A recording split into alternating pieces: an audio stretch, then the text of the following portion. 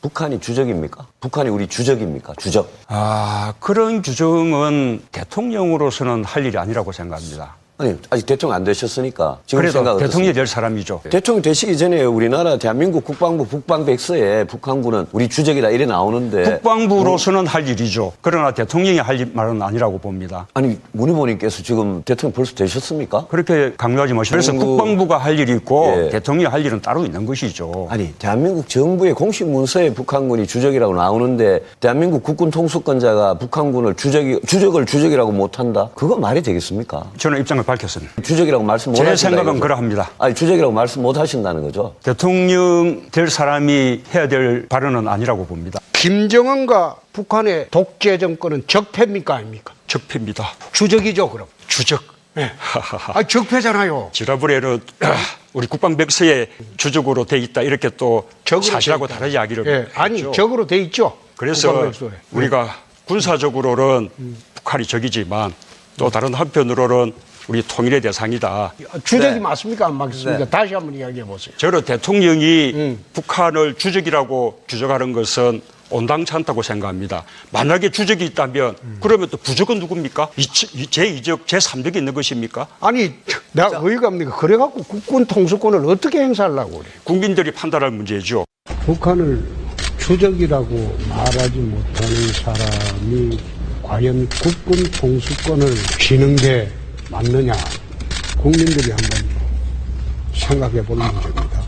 국군 통수권자가 될 사람이 주적에 대해서도 말씀을 분명하게 못 하시면 저는 자격이 없다고 생각합니다.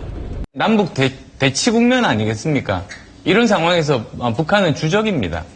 주적이면서 동시에 또 우리는 그 평화 통일을 이루어야 되는 그런 문제가 있는 겁니다. 북한을 주적이라 말하지 못하는 대한민국 제19대 대통령 문재인. 그는 대통령이 당선되자마자 자신의 사람들로 문재인 정부 1기 내각을 구성하게 됩니다. 그리고 그의 오른팔격인 비서실장에는 상식적으로 이해할 수 없는 인물이 임명되었는데 북한 김정일을 민족의 어버이이신 위대한 김정일 장군님으로 표현했던 북한의 지도 이념인 주체사상을 지지하는 주체사상파이자 전국 대학생 대표자 협의회 전대협의 3기 의장인 임종석을 초대 비서실장으로 임명하게 됩니다. 북한 사상과 체제를 좋아하는 임종석 비서실장은 북한을 가장 싫어하는 김관진 안보실장에 맞서게 되고 문재인 대통령 취임 4일 후 소대장 길들이기의 상위 호환 버전인 안보실장 길들이기를 하게 됩니다. 2017년 5월 14일 오전 5시 27분 북한은 여느 때와 마찬가지로 평안북도 구성 일대에서 탄도미사일 한 발을 동해안 쪽으로 발사했습니다. 청와대 위기관리센터는 이 사실을 임종석 비서실장에게 보고하게 되고 임종석 비서실장은 이 내용을 다이렉트로 문재인 대통령에게 보고했습니다. 최초 상황이 발생하고 이 내용을 대통령에게까지 신속하게 보고를 했으니 일반적으로 봤을 때는 문제가 없다라고 판단할 수 있습니다. 하지만 군사 안보와 관련된 주요 이슈에 대해서는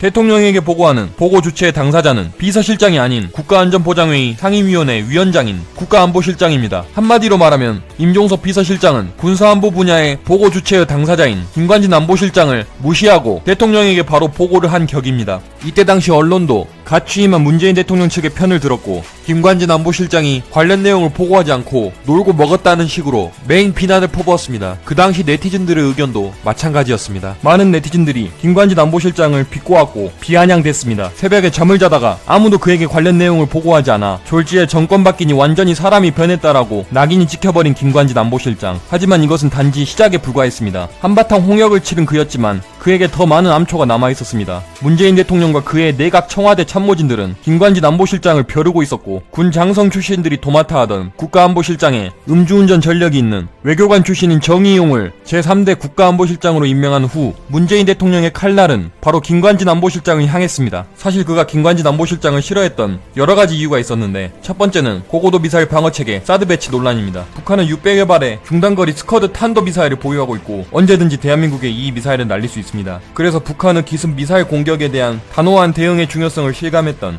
김관진 안보실장은 북한의 미사일을 격추할 수 있는 사드 배치 도입을 결정하게 됩니다. 하지만 이번에는 북한이 아닌 북한의 형님 국가인 중국에서 이 사드 배치는 중국을 겨냥하여 설치한 게 아니냐며 대한민국 정부에 강하게 사드 배치 철회 요청을 했습니다. 하지만 원수를 무찌른다면 지금 죽어도 한이 없다는 신념을 가지고 있는 김관진 안보실장에게 제2의 적 부적인 중국은 그다지 큰 두려움의 대상이 아니었습니다. 이러한 중국과 북한을 추종하는 국내에 거주하는 수많은 종북 세력들의 반대에도 불구하고 김관진 안보실장은 사드 배치를 감행하게 됩니다. 하지만 중국은 높은 산봉우리 같은 나라이고 대한민국은 작은 나라이지만 중국몽과 함께 하겠다라며 중국을 아주 좋아했던 그 당시 새정치민주연합 대표였던 문재인 당 대표는 김관진 안보실장에게 되려 사드 배치로 인하여 중국의 심기를 자극했고 중국을 설득하지 못하고 거꾸로 중국을 자극했다고 김관진 안보실장을 맹렬히 비난했습니다. 그리고 문재인 대통령이 김관진 안보실장을 싫어했던 가장 큰 이유이자 두 번째 이유는 바로 8,862건의 국군 사이버사령부의 선거 개입 댓글 논란입니다. 2012년 대선 때 약 3.6% 108만 표의 차이로 박근혜 대통령에게 패배했던 문재인 그 당시 민주당 대선 후보는 본인이 대선에서 패배했던 가장 큰 이유를 이 사이버사령부의 댓글 공작으로 믿었습니다. 아니 그러게 믿고 싶어 했습니다. 문재인 대통령이 그토록 싫어했던 국군 사이버사령부, 하지만 정말 의외의 인물이 이 국군 사이버사령부를 만들었었는데 그 인물은 바로 문재인 대통령의 베스트 프렌드이자 중마고우인 노무현 전 대통령이었습니다. 국군 사이버사령부는 2004년 합참 심리전단 예하에 예속되었던 사이버 전략 부서를 모태로 하며 적대 세력으로부터의 해킹 등 정보 조작에 대한 대책을 세우기 위해 준장급을 지휘관으로 하여 2010년 1월 11일에 설립된 부대입니다. 장교 118명, 부사관 37명, 군무원 101명, 총 256명의 군 간부와 군무원으로 이루어진 사이버사령부의 슬로건은 사이버 공간에서 절대 우위를 달성하자인데, 안타깝게도 사이버사령부는 소총 대신 키보드를 든 세계 최대의 은행 강도인 북한 정찰총국 산하 해킹팀 라자루스의 상대가 되지 않았습니다. 대한민국에서 자연계열 기준 수능 성적을 내림차순으로 했을 때 상위 100등 이내의 소위 말하는 천재들은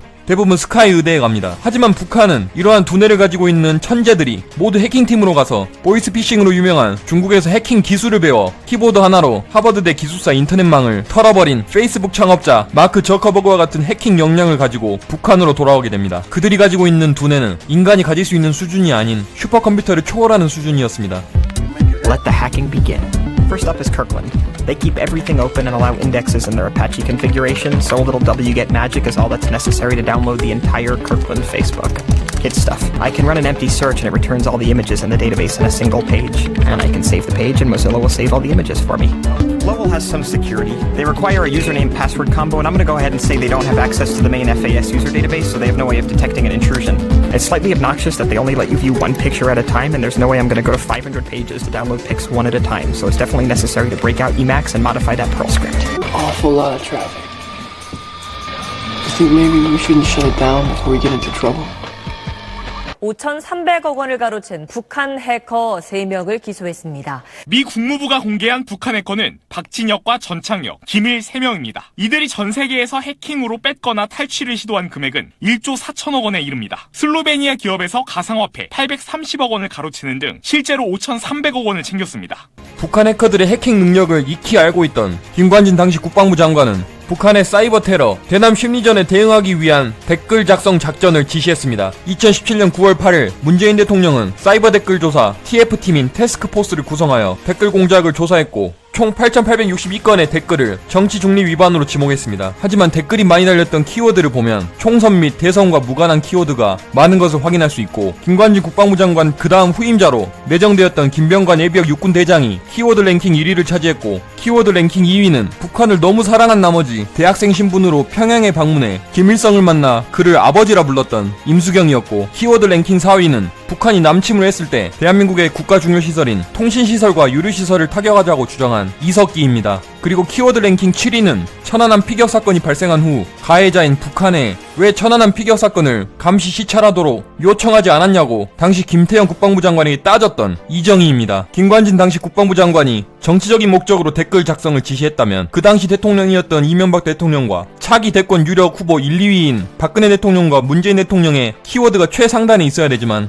오히려 북한을 추종하는 종북 세력들이 더 높은 랭킹에 있었습니다. 그 이유는 바로 북한의 해커팀 라자루스가 이 종북 세력들에 대한 찬양 및 선동을 했기 때문입니다. 국군 사이버 사령부는 김관진 당시 국방부 장관의 지시대로 북한의 사이버 심리전에 대응한 것뿐이었죠. 하지만 문재인 정부는 주요 혐의인 정치 관여가 소명되고 증거인멸 염려가 있다며 2017년 11월 김관진 안보실장에게 구속영장을 발부했습니다. 포승줄에 포박돼 마치 도살장에 끌려가는 개마냥 감옥에 구속된 김관진 안보실장. 북한을 바라볼 때마다 레이저가 뿜어져 나오던 그의 눈도 더 이상 힘을 잃었습니다. 오늘 오부 영상 시청해주셔서 감사드리고 저도 좀 마음을 가다듬고 6부를 만들어야 될 것 같습니다. 조금만 더 기다려주시면 감사하겠습니다.